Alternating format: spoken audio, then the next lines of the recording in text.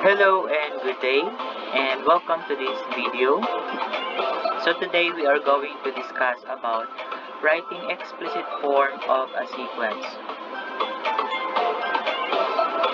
So first we are going to define what is a sequence. So a sequence is a succession of numbers in specific orders. Each number in a sequence is called term. The terms are formed according to some fixed rule or property. So they are arranged as the first term, the second term, and the third term, and so on. So a sequence with a definite number of terms is a finite sequence. In a finite sequence, the first and the last are clearly identified. So here is an example of a finite sequence. Okay, so we have 1, 2, 3, 4, 5. So the first term is 1 and the last term is 5. So there are 5 terms. 1, 2, 3, 4, 5. So here we have the first term is -2 and the last term is 4,096. So all in all, meron tayong 12 terms. Okay, so later, we are going to determine how to get the number of terms of a sequence. And here are other examples of sequence, number sequences. So we have here 3, 6, 9, 12. The pattern is to add 3. So 3 plus 3 is 6, 6 plus 3 is 9, 9 plus 3 is 12. Here we have 12, 17, 22, 27. So the pattern is we are going to add 5. So 12 plus 5 is 17, 17 plus 5 is 22, 22 plus 5 is 27. Another sequence, 70, 65, 65, and the pattern is subtract 5. So 70 minus 5 is 65, 65 minus 5 is 60, 60 minus 5 is 55. The fourth sequence is 15, 19, 23, and 27, and our pattern is by adding 4. So 15 plus 4 is 19, 19 plus 4 is 23, 23 plus 4 is 27. And the last one, we have 81, 27, 9, and 3. The pattern is by dividing 3. So 81 divided by 3 is 27, 27 divided by 3 is 9, 9 divided by 3 is 3. And the next term will be, okay, it's up to you. Next, we are going to go to our main topic. Okay, so we have here the explicit form of a sequence. So, explicit form of a sequence is a sequence that can be expressed in a form in which preceding term is not necessary to find the succeeding terms. So, ibig sabihin nito, hindi natin kailangan makuha yung pang-10 terms kung kailangan natin ang pang-11 na terms. Or hindi natin kailangan makuha ang ika-100 na term bago natin makuha ang ika-101 na term. Okay, this explicit form can be used to find term of the sequence by determining its position. So, mapapabilis yung paghanap natin ng term kapag nalaman natin yung term ng kung anong position ang gusto nating makuha. Okay, so we have here an example. Write the explicit form for the sequence 5, 8, 11, 14. Then determine the next two sequence. Okay, so here meron siyang first term, a sub 1 is equal to 5. So ito yun. So ginawa niya, nagre-write siya into 3 times 1 plus 2, which is also equal to 5. And a sub 2 is equal to, or the second term, a sub 2 is equal to 8 plus 8 is equal to 3 times 2 plus 2. Kasi 3 times 2 is 6 plus 2 is 8. The third term, 11, we have 3 times 3 is 9, plus 2 is 11. So, and the fourth term is a sub 4 is equal to 14 equals 3 times 4 plus 2. So, the explicit form of the sequence is a sub n is equal to 3n plus 2. And the next two terms are a sub 5 is equal to 3 times 5 plus 2 equals 15 plus 2 equals 17. Then 3, a sub 6 or the sixth term is 3 times 6 plus 2 is equal to 18 plus 2 equals 20. So how did we get the pattern? Okay, so as you can see, pare-pareho yung first factor nila, 3. And then, yung inadd na number is also the same. So, ano lang yung nagkakaiba? So, ang nagkakaiba lang ay yung 1, 2, 3, 4, 5, 6. Okay? So, ito yung hahanapin natin. So, ito yung magiging ipapalit natin dito sa n. So, as you can see, 3, 3, 3, 3 din dito. And then, 2, 2, 2 plus 2, plus 2 din dito. So, ang napalitan lang siya ng n. So, paano ang madaling technique na gagawin natin? Okay, so let's have an example. Write the explicit formula for the sequence 12, 16, 20, 24, and 28. Okay, so first is sulat natin ang a sub 1. A sub 1 is equal to 12. A sub 2 is equal to 16. Okay, so ito yung una natin sasagutin. Okay.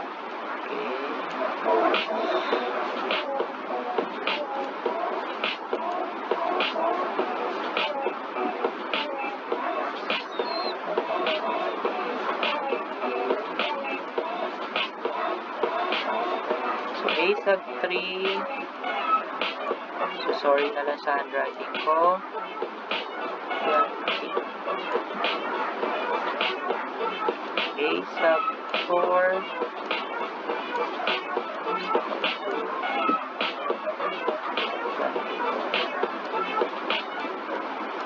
Okay. Ngayon, ang gagawin natin ay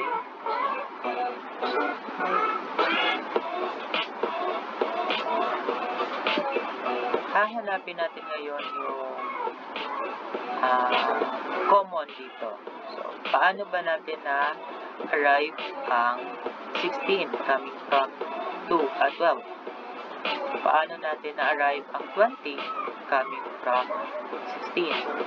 Paano natin na-arrive ang 24 coming from 20? Ano ang yung sagot? Okay, so nagkakaroon tayo ng or nag-minus tayo ng or nag-add tayo ng 4 sa 12. Kaya naging 16.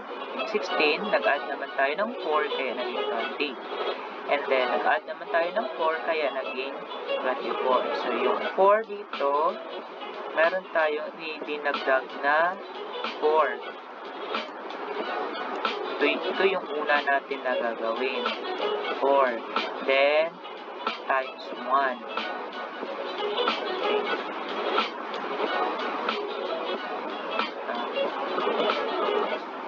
So, 4 times 1, paano magiging 12? 4 times 1, mag-plus tayo ng 8. Tama? So, 4 times 1 is 4 plus 8. Ang sagot ay 12. Okay, tama. Next dito. So, since pareho tayo na nakuha o parehong number ang i-add natin, susulat natin dito, magiging 4 times 2. Kasi pangalawa na siya. plus 8. Check natin. 4 times 2 is 8. Plus 8, 16. Okay, so sakto. Next, 4 times 3 plus 8. So let us check. 4 times 3 is 12 plus 8 equals 20. Tama? And dito 4 times 4 times 4 plus 8. Okay, so 4 times 4, 16 plus 8 is 24. So, nakuha na natin. So, ano kaya ngayon ang ating explicit form?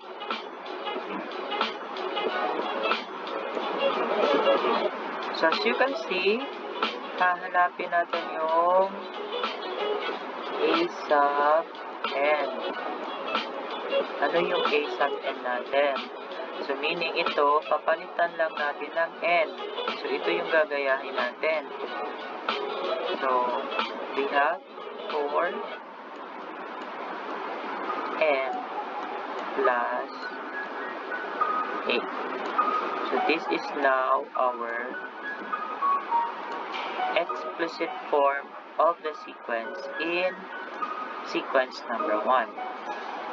Okay, so paano natin makuha ngayon yung panglima? So, try natin palitan ang panglima gamit ang ating sequence. Sorry.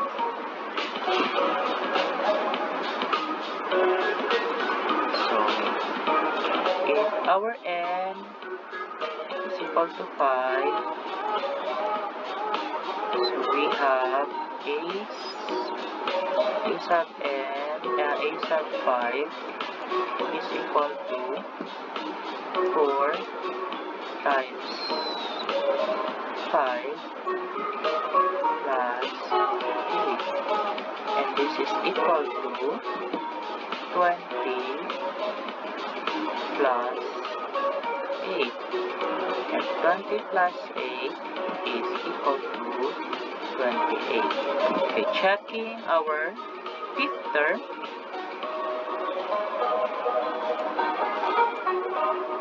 Okay, so the fifth term is 28.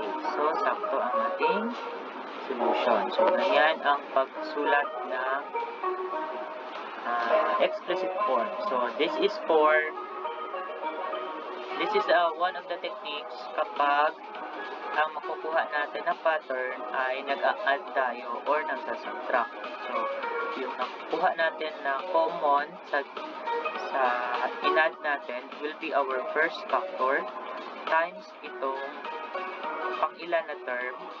Yan, pang-ilan siya na term plus a number na nasasagot dito sa magiging first term natin. Okay? So, ito pang-ilan position ito. So, 1 first term is 12. So, para magkaroon tayo ng 12, magdadagdag tayo ng number na 8 dito sa ating sequence. So, let us try naman yung problem number 2. Okay, problem number 2.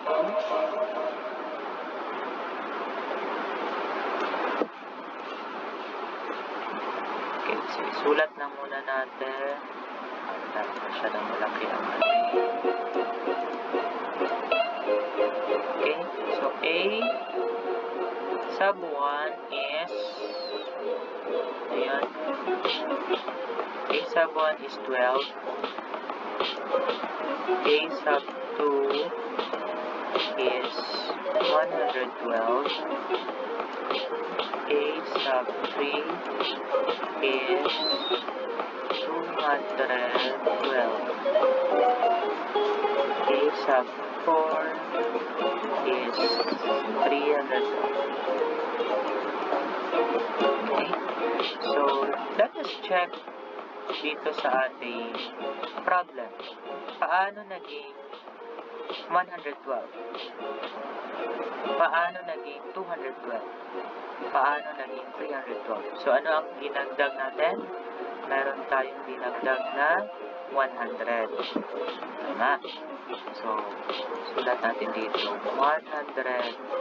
Muna natin sulat. Ito is applicable lang ha kung parehong number lang ang ating ginawa or dinagdag o binawas para makuha natin ang ating term. So, this is times 1. Okay? Plus. Okay, so ang tanong ngayon, ano yung idadagdag natin dito sa 100 para magiging 12? Sagot. Magdadagdag tayo ng negative 88. Okay, negative 88.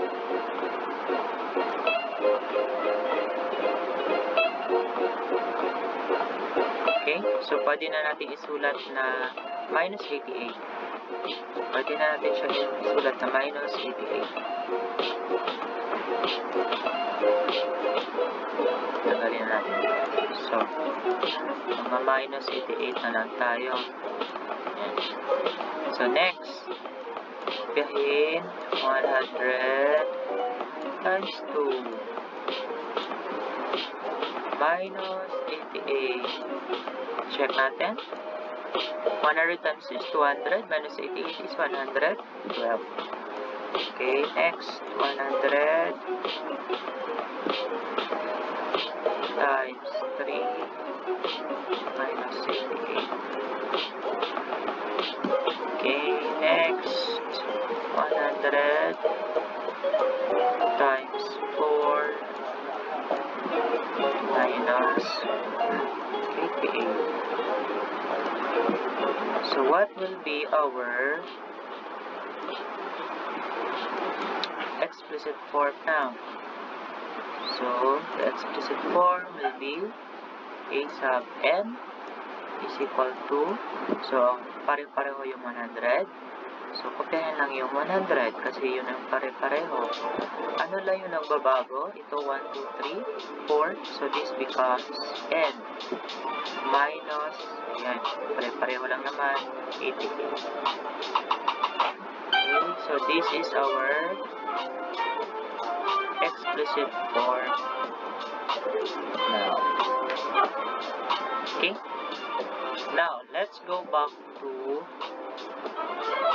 problem number 3.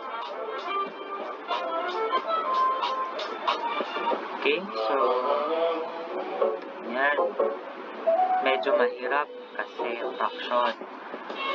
Pero pag na-master natin yung fraction na skills, madali lang ito.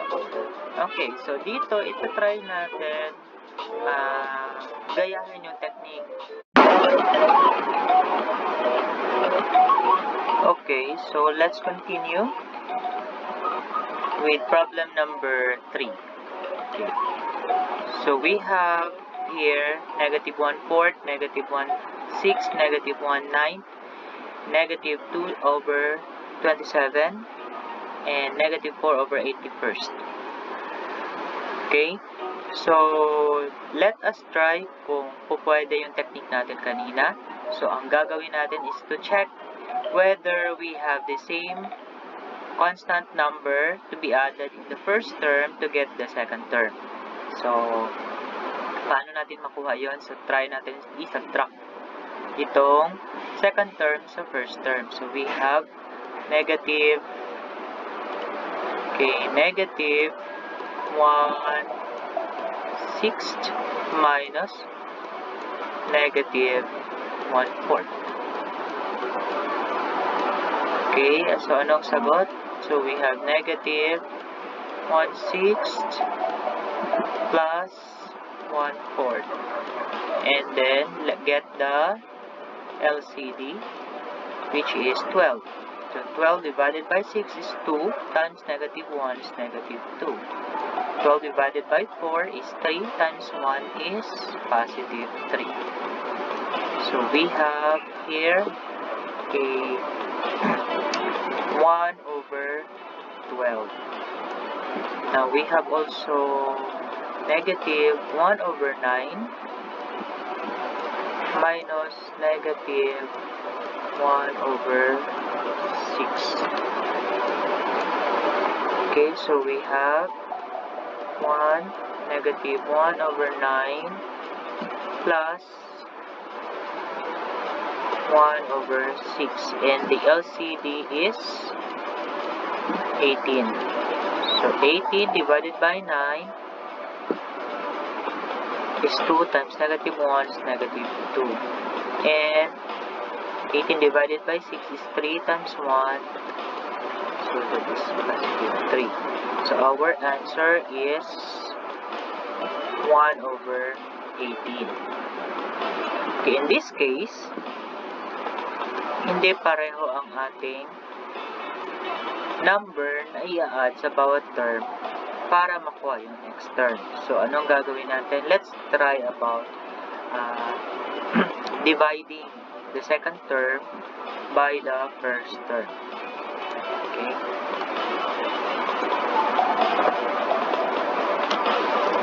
So, we have negative 1 over 6 divided by negative 1 over 4.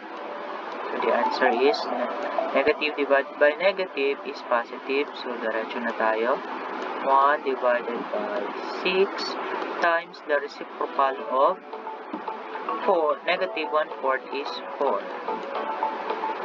So, the answer is, okay, common ang 2. So, makansel. May 1 dito is 3. Dito is 2. So, we have 2. 1 times 2 is 2. 3 times over 3. Okay. Next, we have negative 1 over 9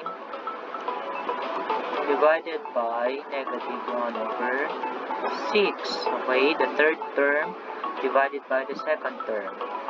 Okay, so negative divided by negative is positive. So we have 1 over 9 na lang. Times the reciprocal of 1, 6. We have 6. Okay, common factor ang 3. So 6 divided by 3 is 2. 9 divided by 3 is 3. So 1 times 2 is 2 over 3. So para ma-sure natin na pareho pa talaga ang ratio ng ng fourth at third, so subukan natin. So negative 2 over 27 over 1 negative 1 over 9. So we have 2 over 27, positive na, kasi negative divided by negative is positive, times the reciprocal of 1 over 9, which is 9. Okay, so common factor ang 9, may 1 dito at 3, dito 1. So 2 times 1 is 2. Then, pagkahin ng 3. So, yan, pareho tayo ng ratio. So, magagamit natin ito mamaya sa ating pagkuha ng explicit form of a sequence. So, sulat natin A. We have A sub 1 is equal to negative 1/4. A sub 2 is equal to negative 1/6. And A sub 3 is equal to negative 1 over 9. A sub 4 is equal to negative 2 over 27. Okay. So, ano yung purpose nitong 2/3? So, ito is magagamit natin siya as factor. Kasi, diba, nag-multiply tayo or nag-divide tayo. Ito yung nakukuha natin. So, pag multiply natin yan siya dito, magkakaroon tayo ng the same result. Okay, so we have negative 1/4 times 2/3. Okay, this is negative 1/4 times 2/3. Diba? Magmumultiply tayo nito. Cancel ang 2. Cancel ang 2. So, 1 dito 2. So, 2 times 3 is 6. Negative 1/4 times 2/3. This is square. This is 1. This is 0.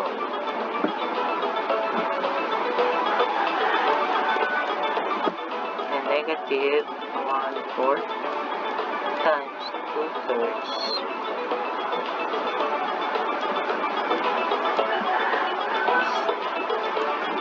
Okay, so let us check.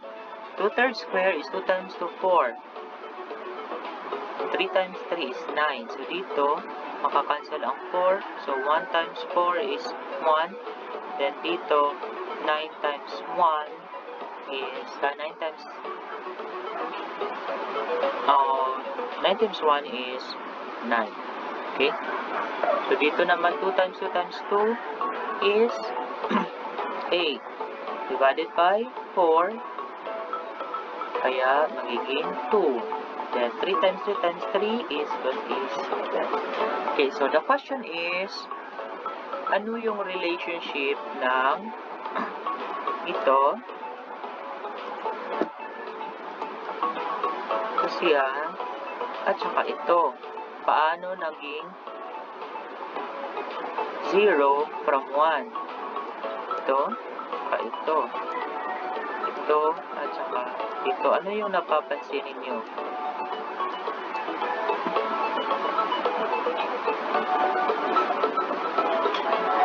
Okay, so since ito yung position natin, ano yung kinalaman ng position natin sa exponent natin? Anong kinalaman ng position natin dito sa exponent natin? Ano ang kanilang relasyon? O ano ang kanilang relationship? What happens to the position or what happens to the exponent as the position increases? Anong sagot?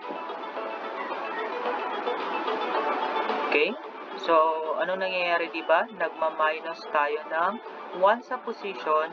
Pag i-minus natin yung 1 sa position, nagkakaroon tayo ng exponent ng ating, or yun ang magiging exponent natin. For example, dito sa 4, ano yung position natin is 4. Yung exponent natin is 3. So, nag-minus tayo ng 1 dito. So, since nag-minus tayo ng 1, meaning, ang ating a sub n ngayon, magma-minus din ng 1 ang kanyang exponent. So, napansin natin na ito sila constant, hindi nagbabago. So, kopyahin na natin, negative 1/4 times. Kopyahin na din natin ito kasi hindi yan sila nagbabago. Raised to n minus 1. Diba? So, kung 5 ito, dito, magiging 5 minus 1 equals 4.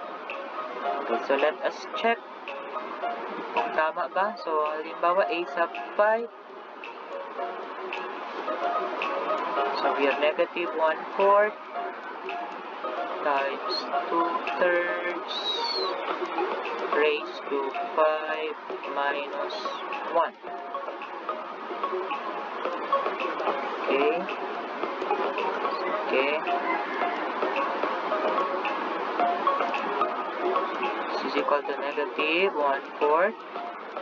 So, ito magiging 4 na ito. So,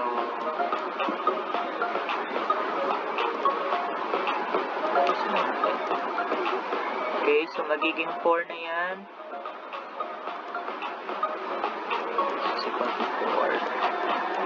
So, 2/3 to the 4th power. Okay, so negative 1/4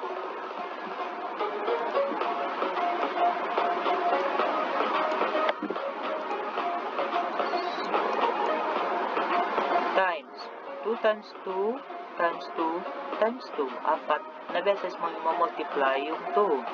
So, we have 16. Over, ito naman, apat na beses mo i-multiply ang 3 sa kanyang sarili. So, we have 3 times 3 times 3 times 3, which is equal to 81.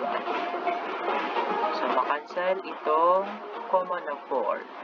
So, 1 times 4 is negative 4 over 81.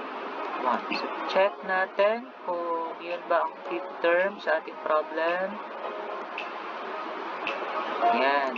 So, nakuha natin ang fifth term sa ating problem. Okay? So, ito namang next na problem. Negative 2, negative 10, negative 50, negative 250, and negative 1,250. Okay. So, ito tayo. Kunin lang natin ang i-apply natin yung kanina. So, sa situation sa case number 1 and 2. So, meron ba tayong the same number na pag i-add, makukuha natin yung next. Halimbawa dito, paano naging 10? So, magdagdag tayo ng negative 8. So, kung negative 8, dapat ito ay negative 18. So, since hindi siya applicable, i-apply natin itong ginawa natin sa problem number 3. So, we have negative 10. Okay, negative 10 divided by negative 2. The answer is positive 5. Negative 50 divided by negative 10. The answer is positive 5. And then negative 250 divided by negative 50, the answer is still 5. So, therefore, meron tayong parehong factor na magagamit natin. So, applicable yung ating method number 3 or yung technique na ginawa natin sa number 3. So, we have to do, we have a sub 1 is equal to negative 2, a sub 2 is negative 10, a sub 3 is negative 50, and a sub 4 is equal to negative